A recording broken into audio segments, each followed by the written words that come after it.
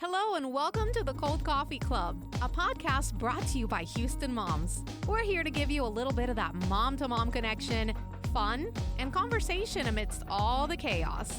Join us as we take a break from doing all the things and explore the wide spectrum of this crazy motherhood role. We'll interview fun guests, talk about cool grown-up topics, laugh, share, and grow together. So go ahead, reheat that coffee, and put your feet up. Here we go. Good morning. Welcome to the Cold Coffee Club. This is Ashley. Hey, this is Jenny. Hey, Jenny. All right, spill some tea for us. Okay, so it's getting warmer right now in Houston, and it's hot outside right now. And actually, probably by the time this airs, knowing Houston, we're going to be bundled up again. But this last weekend, it was hot. Yeah. And my kids are in shorts and tank tops, and first world problems is that we have a pool in our backyard, but our pool does not have a heater. But it was very inviting this weekend because it's so clear and beautiful, and it's hot outside. And they have been begging me to swim, but just the way it's been cold, it's really not a very warm pool yet. It's very frigid, and they were begging me, and I've been telling them, guys, it's too cold to swim still in the pool. It's not going to be enjoyable. They wore me down. I said, okay, fine, you can try it. Let's go. So we got them in their suits, and we lathered them up in sunscreen. We took our little inaugural pool photo, and I took a photo of them doing their little cannonball into the pool, and they did one cannonball, and then they bailed right out of that thing and ran right over to the trampoline. And I was like, well, I'm glad we wasted all that sunscreen for this one moment in the pool. Oh my gosh. It's so cold. Yeah, I know. Lessons learned. I know it is. Yep. Sometimes you just got to let them do it. You're like, you know what? Fine. And then it sorts itself out. It's fine. They're like, wrap me up, Mom, wrap me up. Uh-huh. Yeah, of course. Oh, God. Anyways, do you have a cream and sugar this week? I do. This is a site that I'm loving for skincare stuff. It's called New RX. Just NURX.com. Okay. And they have everything from birth control to acne treatments. Oh my gosh. Like all kinds of stuff, COVID testing, hair loss treatments, all kinds of stuff. Wow. And I recently found it just because I really wanted to. I have hormonal acne, and it's just like annoying when you're 35. Yes. It's like, how is this a thing? We're still doing this. Yeah. And like my kids, if you tuned into our episode earlier that was about kids being gross, you'll know that they will touch you with just dirty, grubby hands. And I'm like, see, this is why like I break out, because you guys are gross. They're so gross. Yeah, I went onto New RX for acne treatment, and I knew what I used to use in the past, and I've just been really lazy about going to the dermatologist. But you get to take a quiz, explain all the things that you're dealing with, what your issues are, and what you're hoping your results will be, and then they match you with a dermatologist who goes over everything that you've input and prescribes medication for you. Oh my gosh. I have been using it since October, and yesterday I officially decided, like, I'm no longer wearing foundation. Like, I might do some blush and like a little concealer, cool, but I am past that now because I am glowing. Like, and my I love skin it. is so clear. I love Yes, it so much. I love it. And it was so easy. I didn't have to go anywhere. My medication is kind of pricey on my end, but it's really not that bad, and it's so worth it. So if if COVID taught us anything about just how to conveniently get the care that you need, anything that you can do online and you get personalized treatment is a huge deal. So I'm absolutely loving New RX. And again, they have so many different services, even mental health help. If you need medication, if you need to go that route for your mental health, it is there for you. So there are just so many things available on New RX. I love that. And I don't think you're ever going to regret like skin related like investment. I Yes. Just don't think so. Oh, absolutely. And Absolutely. speaking of like our kids being gross, by the way, I just thought of this morning. I made my kids some breakfast and they're eating. And then like Jack comes up like right as he was like leaving to go to the bus stop. And he like handed me something. And I was like, why are your hands so sticky? Your hands are so sticky. Why? Yeah. And he said, well, I ate pancakes and you didn't give me a fork. And I said, you are 7. You can get yourself a fork. I'm sorry I failed to get one for you. And that's, I should have normally I do give him a fork and I forgot that step. But you are not, then you don't get the excuse to just like eat pancakes and syrup with your hands. We're not doing that. No. Like, well, you didn't. Like, go wash your hands. Oh, he's just like, well, I logic. guess I'm doing this. This crazy lady didn't give me a fork. And there's nothing I can do about it. I was like, it's a drawer full of them. Full of them. And it's really not that far from where you are right now. Yeah. It's not far. Just like Kid maybe logic 5 at steps. its finest. I love it. And you could have said, hey mom, can I have a fork? That's another option. Another choice you had. I don't know. Rather than just palming that thing. I don't know. Anywho. Whatever. Yeah. God. The logic. What is your cream and sugar this week? Oh Lord. Not eating pancakes with my hands. Yeah. That's my cream and sugar. No, so I went to a restaurant this week, and Houston is like full of amazing restaurants, and we also really love the kind of chain of family restaurants of the Good Company. You know, there's Good Company Barbecue, Good Company Seafood, but I went to the Good Company Kitchen and Cantina on I-10 in between Echo and Voss. I went with some friends that they're the longest friends I've had in my life. We've been friends since under the age of 5. I went with my friends Lindsay and Jonathan and our friend Sally. Sally came in from Kentucky, and so the 4 of us went out to eat, and no spouses, just the 4 of us sitting at a table, and I laughed so hard I cried. We had awesome. Really great food and really fun atmosphere, really great margaritas, really giant bowl of queso, which is always high ranking on my list. Yeah. So Yeah. love the Good Company. Yeah. That's awesome. I'm so glad y'all got to do that. Very fun. Today's episode of the Cold Coffee Club is brought to us by West Pelvic Wellness. Moms, you do not have to suffer with pelvic floor issues. Meet Dr. Alyssa Easley. She's a doctor of physical therapy and specialist in pelvic health. She helps address incontinence, constipation, pain with sex, diastasis recti, pelvic organ prolapse, pelvic pain, back pain, and more without relying on Kegels, no matter how long ago you gave birth. She founded West Pelvic Wellness in August of 2020 as a concierge practice to meet moms' needs in the comforts of their own home. Since then, her practice has expanded to include a Katy office location after having her 3rd baby in 2022. Dr. Alyssa uses a holistic treatment approach to guide moms to heal pelvic floor dysfunction and get back to the activities in life they love.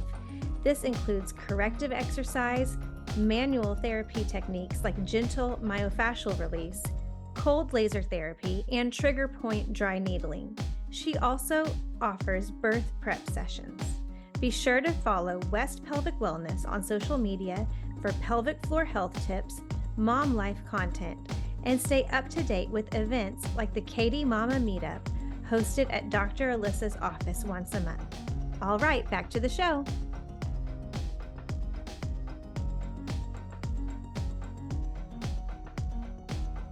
Today we are talking about Enneagram, and the Enneagram is a personality typing system that has a long history that's gone back for generations, but it's kind of surged in popularity probably in the last 5 to 10 years. You've probably seen some memes about it on Instagram. But it's a little different than your regular personality typing systems that are just kind of like, I'm outgoing or I'm, an introvert. It's not that kind of a thing. It kind of speaks more to your motivations in the choices that you make. And so we're just kind of going to have a conversation. We're going to do a little bit of an intro about each of the types. But I guess what we'll kind of start with is where do you start? How do you know your type? Yeah, there's tons of resources first off to take the test itself. But even in taking the test, you kind of want to keep in mind that you're thinking about, when you're answering these questions, you're thinking about just kind of you in your normal state of being. You don't want to necessarily think of yourself like, how would I answer this if I were, in a traumatic situation, or if I'm under stress, or if I'm, trying to figure things out. This is kind of like your truest true you. And so that was one thing that I struggled with answering the first time. I was like, this is how I would handle it if I was overwhelmed, or like, well, that's not really who I am, like on a day-to-day. And you mentioned kind of that you were kind of toggling between a couple types, and you didn't really realize which one you most identified with until you discovered what. Yeah. So sometimes when you get your final result, they'll be like, you scored let's say 70 points for this type and 65 points for this type. And so you're wondering like, well, I could kind of maybe go back and forth between either one of those. And I read about each type a lot, and I thought, well, I kind of identify a lot with both of these. But someone gave me a really great piece of advice, and they said, if you can't decide between two and you can't figure out which one you are, go look at the characteristics of each one of those types when they are under stress. And because each type will have characteristics of when they're really healthy and characteristics of that type when they're under stress. And I read about what my type does when they are not doing well, and how they handle things when life is overwhelming. And when I read about life being overwhelming, I saw myself on that page, and I was like, well, there she is. Hey girl, hey. There's me right there. Every bullet point was like, bam, bam, bam, bam. And I was like, well, there's my answer. Yes. Because there's a lot of different personality types that kind of show me when I'm doing great. And then that one was like, yep. There it is. There it is. So yeah, if you can't decide, I highly recommend reading about what they do under stress. Yeah. But also there's another word that comes up a lot that you're going to read a lot if you're just kind of starting on Enneagram. And what is that word, Ashley? Wings. A wing. And I'm not talking about flying.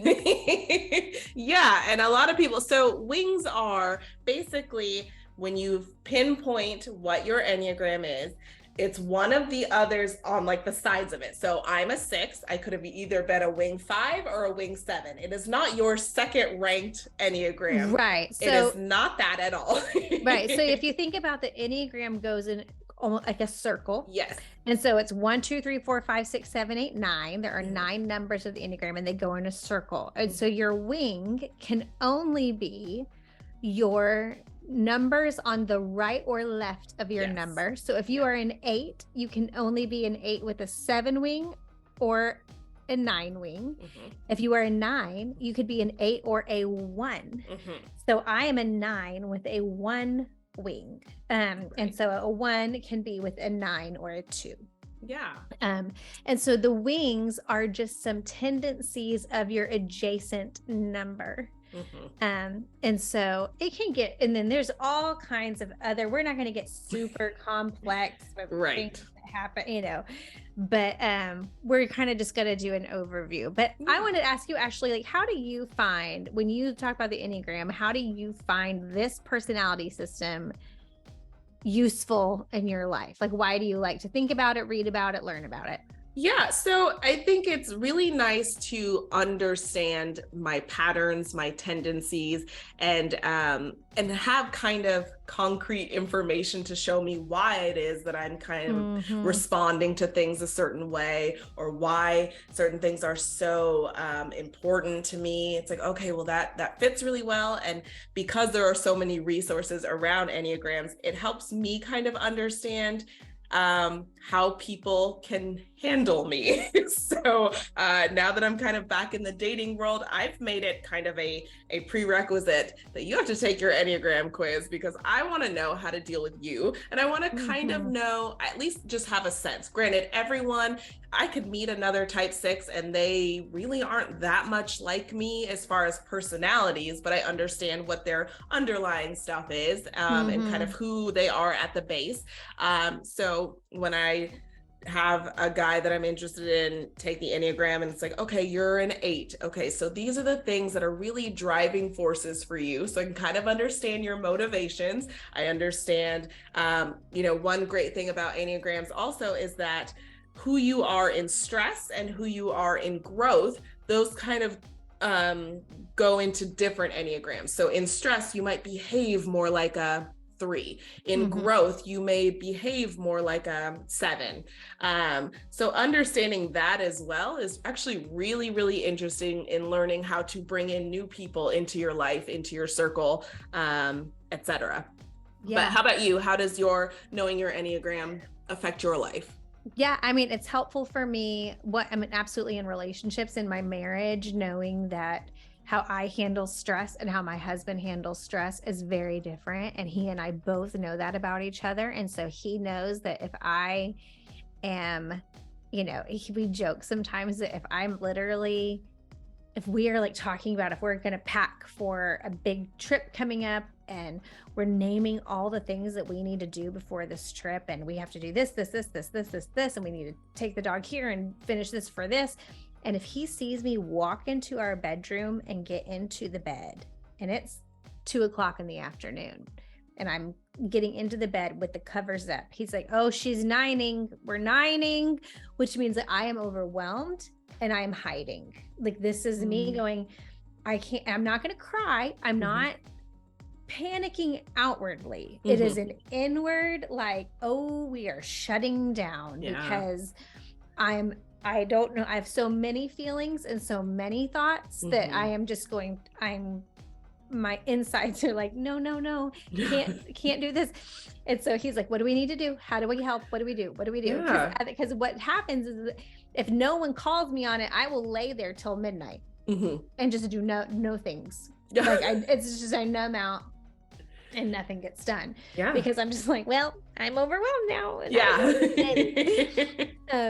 And so just for those of us to know that. And then also I've learned that even like in friendships, for years, I never knew how to pinpoint it, but I am very conflict averse. I don't love conflict. And there was always like a certain type of friend that I always had a hard time with. Someone that always rubbed me the wrong way. I didn't love being around this kind of friend. And I now, after learning this, realized they were all Enneagram 8s. And I'm like, oh, like it was like, oh, I don't know how to, I can't do this. Like it was always people that were just challengers. And they made me feel so like, oh no. Yeah. They weren't doing it to me. Right. It was just to other people. And that made me feel uncomfortable. And so once I'm learning those things about them, I was like, oh, I have a type of friend that makes me feel nervous, and it's not that they're bad people. It's just that I am who I am and they are who they are. That's really interesting. Yeah. That's very interesting. Yeah. And I think it also is very useful in the workplace as well, kind of just navigating how to communicate with each other. What does this person really need from me? And I even, on our Houston mom staff or other jobs that I'm doing, it's really nice to kind of know, like, this is the person we're working with, so this is how you should approach them. And it doesn't necessarily, when I say that, it sounds really overwhelming. Like, oh gosh, you have to like tailor everything to everyone you work with. Not quite, no, but you also know it's just a better way of understanding, like, how is this person going to receive this information? And then how am I going to navigate that after they respond, or, you know, things like that. It is really helpful understanding that about people. And that's funny. You mentioned 8s.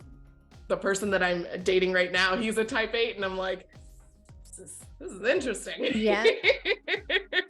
Well, and you talk about our staff, like we have Anne on our staff, and Anne is an Enneagram 1, and she is very organized and efficient and loves to create, you know, more efficiency on our team. And so there are times that if I know something isn't maybe working in a system that it could be, we will be like, Anne, how do we do this differently? And Anne will be like, oh, well, we can just create this and this. And we're like, thank you, Anne. You know, because it's like, we just know we could go to her and she'll just go, maybe this isn't her, like she doesn't do a lot with our podcast, but she has been like, well, y'all could just do it over here. And then we're like, oh, yeah, we could do it over here. You know, like, it's like, there's just things that like, like that's how it's helpful, is like, you know, the strengths of people, you know, what they're good at. So we're going to spend a little bit of like, this is not a long form podcast. We're not one of those podcasts that goes on for 3 hours. We are going to read like 2 to 3 sentences about each type. So don't feel like y'all have to fast forward for an hour and a half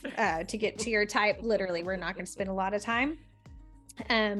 But we are going to do a couple sentences about each of the types, just so if you're not familiar, you might hear yourself a little bit here. And we are getting this from one of my favorite websites, which is the Enneagram Institute. And here at the end, I'll tell you why I like this website so much. But we'll start with, are you going to do the first one, Ashley? You go ahead and do type 1 so I can, Okay. So type 1 is called the reformer. Ones are conscientious and ethical with a strong sense of right and wrong. They are teachers, crusaders, and advocates for change, always striving to improve things, but afraid of making a mistake. They are well organized, orderly. They try to maintain high standards, but can slip into being critical and perfectionistic. And they typically have problems with resentment and impatience. They, at their best, they are wise and discerning, realistic, and noble. Their basic fear, each type has a basic fear and a basic desire. Their basic fear is of being corrupt and evil and defective. Their basic desire is to be good, to have integrity, and to be balanced. And that is a 1. Yeah. Type 2s are the helpers. They, excuse me. 2s tend to be empathetic, sincere, and warm-hearted. They are friendly, generous, and self-sacrificing, but can also be sentimental, flattering, and people-pleasing. They are well-meaning and driven to be close to others, but they can slip into doing things for others in order to be needed, to feel needed. They typically have problems with possessiveness and with acknowledging their own needs. At their best, they're unselfish and altruistic, and they have unconditional love for others. Their basic fear is feeling unwanted or unworthy of being loved, and their basic desire is to feel loved. So that is type 2. We all love the type 2s. They are everybody's mom and the servants and all that. We love those. Type 3 is the achiever. Type 3s are self-assured and attractive and charming, ambitious, competent, and energetic. They can be status conscious and highly driven for advancement. They climb that ladder. They are diplomatic and poised, but can also be overly concerned with their image and what others think of them. They typically have problems with workaholism and competitiveness. At their best, they are self-accepting, authentic, and everything that they seem to be. They are role models who inspire others. Their basic fear is of being worthless. Their basic desire is to feel valuable and worthwhile. Type 4s are the individualists. They are self-aware, sensitive, and reserved. They are emotionally honest, creative, and personal, but they can be very moody and self-conscious, withholding themselves from others due to feeling vulnerable and defective. They can also feel disdainful and exempt from ordinary ways of living. They typically have problems with melancholy, self-indulgence, and self-pity. At their best, they are inspired and highly creative, and they are able to renew themselves and transform their experiences. Their basic fear is that they have no identity or no personal significance, and their basic desire is to find themselves and their significance and to create their own identity. That's interesting. Type 5. The 5 is the investigator. 5s are alert, insightful, and curious. They are able to concentrate and focus on developing complex ideas and skills. They are independent, innovative, and inventive. They can also become preoccupied with their thoughts and imaginary constructs. They become detached, yet high-strung and intense. They typically have problems with eccentricity, nihilism, and isolation. At their best, they are visionary pioneers, often ahead of their time and able to see the world in an entirely new way. Their basic fear is being useless, helpless, or incapable. And their basic desire is to be capable and competent. Interesting. Type 6s. Hey! I am a 6, Yes. so sometimes I'm a little insecure about being a 6 because we sound intense, but Okay, so 6s are the loyalists. The committed, security-oriented type. 6s are reliable, hardworking, responsible, and trustworthy. Excellent troubleshooters. They foresee problems and foster cooperation, but they can also become defensive, evasive, and anxious. Heyo. Running on stress while complaining about it. Okay. They can be... It looks like you felt a little attacked there. A little bit. They can be cautious and indecisive, but also reactive, defiant, and rebellious. They typically have problems with self-doubt and suspicion. At their best, they are internally stable and self-reliant, courageously championing themselves and others. 6's basic fear is being without support or guidance, and basic desire is to have security and support. That good old 6s. Familiar, Ashley. A little bit. Okay. Type 7, and type 7s are the most fun you've ever had in your life. That's my wing. The enthusiast. 7s are extroverted, optimistic, versatile, and spontaneous. They are playful, high-spirited, and practical. They can also misapply their many talents, becoming overextended, scattered, and undisciplined. They constantly seek new and exciting experiences, but can become distracted and exhausted by staying on the go. They typically have problems with impatience and impulsiveness. At their best, they focus their talents on worthwhile goals, being appreciative, joyous, and satisfied. Their basic fear is of being deprived and in pain. They do not want to experience pain. Their basic desire is to be satisfied and content and to have their needs fulfilled. Their other desire is to avoid FOMO.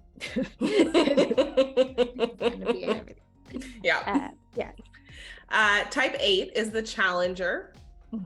8s are self-confident, strong, and assertive, protective, resourceful, straight-talking, and decisive, but they can also be egocentric and domineering. 8s feel they must control their environment, especially people, sometimes becoming confrontational and intimidating. 8s typically have problems with their tempers and with allowing themselves to be vulnerable. At their best, they are self-mastering. They use their strength to improve others' lives, becoming heroic and inspiring. The basic fear of an 8 is being harmed or controlled by others, while their basic desire is to protect themselves and to be in control of their own life and destinies. Yes. And last is 9, the peacemaker. We love a good peacemaker. 9s are accepting and trusting and stable. They're usually creative, optimistic, and supportive, but can also be too willing to go along with others to keep the peace. They want everything to go smoothly and be without conflict, but they can also tend to be complacent, simplifying problems, and minimizing anything upsetting. They typically have problems with inertia and stubbornness. At their best, they are indomitable and all-embracing, and they are able to bring people together and heal conflicts. Their basic fear is of loss and separation. Their basic desire is to have inner stability and peace of mind. Love 9s. That's right. It's also fun. Like each of these, if you read on Enneagram Institute, it will tell you like examples in like celebrities of each of these types. So like an Enneagram 9, like Queen Elizabeth II was an Enneagram 9, and Walt Disney, and Abraham Lincoln. Wow. And Whoopi Goldberg. Like, you know, and so it's just like, you know, like, it's just kind of fun to kind of Let just me like, see for 6s. I have like Richard Nixon, Malcolm X, Princess Diana, That's a good Robert one. Robert De Niro, Julia Roberts. Hey, I'm on board. Tom Hanks. Oh, You have Tom Hanks. yeah. And Oh Paul my Rudd. That's a good one. Ugh. Looks like 6 is where you need to be. That's the party. Yes, exactly. Anyway. Love it. So we want to share a couple resources with you. I highly recommend, obviously, the Enneagram Institute. And another reason I love it is if you go there and look at your type, if you scroll down, it will say your compatibility with each other type. Yeah. So if I put in my type and my husband's type, it'll tell me where we succeed as a couple. And also problem areas to look out for as a couple, where your type and that type might have some hurdles. And it is so freaky what they say. Yeah. It's very weird how they know these things. But I also, if you're totally fresh, we're linking to a test for you to take. And then also I recommend a book called The Road Back to You by Ian Morgan Cron and Suzanne Stabile. And then Suzanne Stabile also has a podcast called, I think it's just the Enneagram Journey. Is that what I wrote? Yes. The Enneagram Journey podcast with Suzanne Stabile.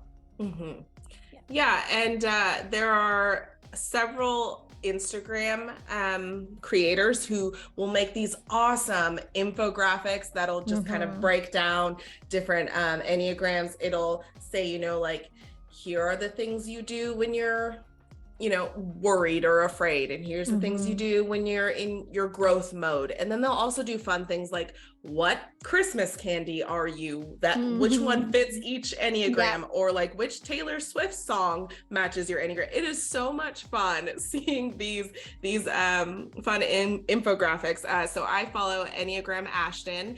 She creates a lot of those.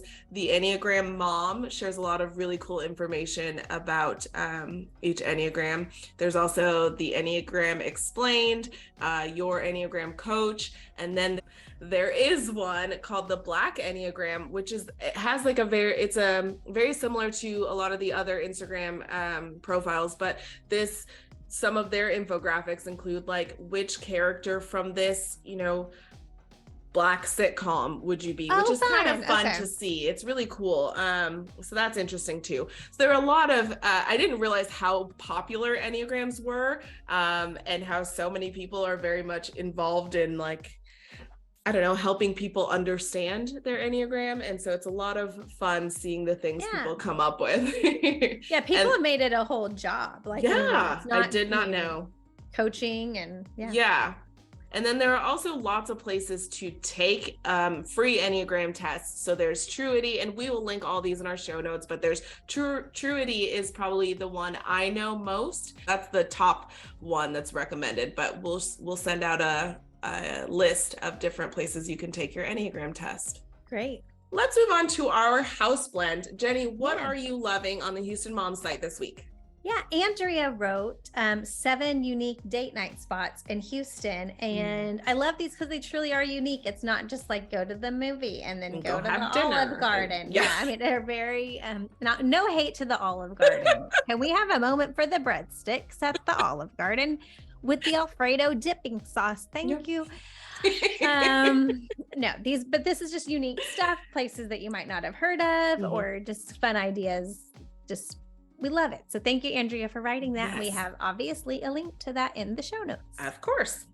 Do you have a caffeinator for us? I do. So one thing about Enneagrams is that it should not be used for like as an excuse. Like I'm an 8. That's just how it's going to be. Like, whoa, simmer down. You are not the sum of your Enneagram number. Amen. There is so much more to you.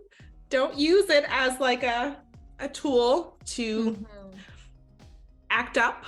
Yes. Yeah, it's supposed to be a tool to help you. It's not a tool for you to just sit in it. Yes. And it is always a nice reminder. Even like I mentioned before, I've met 6s that are not very much like me, which is fine. Humans are very nuanced, and there's a whole lot behind Enneagrams, but also there's so much more to you than your Enneagram. So don't get sucked into just thinking all I am is a 6. Amen. Well, thanks so much for joining the Cold Coffee Club today, and we hope to chat with y'all next week. All right, bye. You've been listening to the Cold Coffee Club, brought to you by Houston Moms. We wish you a fabulous week with your families and look forward to sharing many more cups of cold coffee with you.